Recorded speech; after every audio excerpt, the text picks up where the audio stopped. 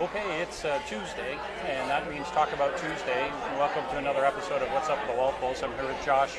We thought it'd be a good idea to get some Tex-Mex today, and so we're at our favorite restaurant, Anamia's, on Preston and Plano. Some excellent guacamole made right in front of you here. If you ever want to try that, it's great. So today we're going to do a market update, talk a little bit about what we're seeing in the market. On a residential side, Josh, I'm seeing from about Memorial Weekend, I've seen a change in the market, and so clearly there's been a shift. We're seeing days on market moving from what has been 4 days on market since October. It's been about 4 days on market. So now we're seeing 7 to 10 days on market. Used to be that we, on a well-priced home, we would see many offers on a well-priced home, 8, 10, maybe 12 offers on a home. And now we're seeing 2. So we're still seeing offers being made. We're still seeing homes being sold. It's just not as crazy as it used to be. I think a lot of that's due to interest rates. I think we've seen interest rates go up, obviously, but right now we're seeing interest rates fluctuate plus or minus 6%. Today happens to be, I saw a report today, 5.75 for a 30-year mortgage, but it has been over 6, and quite likely will go back up there.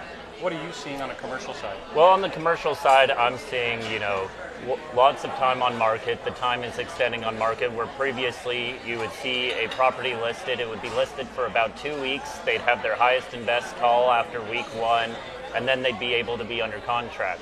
Right now we're seeing them on market for about a month to a month and a half. Also, what we're seeing is what we call a lot of retrades going on. So what a retrade is when you're under contract and you're financing, with the interest rates also rising in the commercial world, you're having to renegotiate your pricing on the property, because that way you're able to cover your debt service, which is the loan that you have to pay off year on year from your profits. One of the other things that we're seeing is, with these retrades, you're seeing sellers become much more realistic. They're not going for these much lower 2-3% cap rates. They're coming back up to our historic average, which is about a 5% cap rate. One thing I would say, though, is although the cap rates the interest rates are rising, that property is still going to carry its value, even going forward. One thing that we all know is that situs is very important, meaning location is important.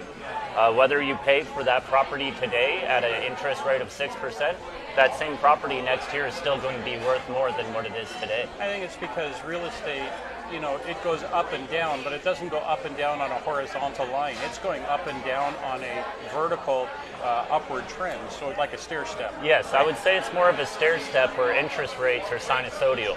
Right.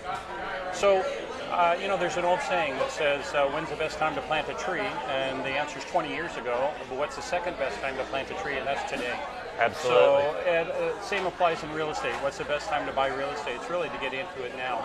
And if you got into in my case, a residential home, and you're paying 6% or more than 6%, you can always refi when the rates go back down again. So it's not like you're locked in on that for 30 years. And in my world, you can always get a bridge loan, which is an interest-only loan that will carry from anywhere from 12 to 36 months. Then you can refi. You don't need a cash-out refi because you're still just paying interest. You can refinance to lower interest rates once interest rates do drop and your property is profitable.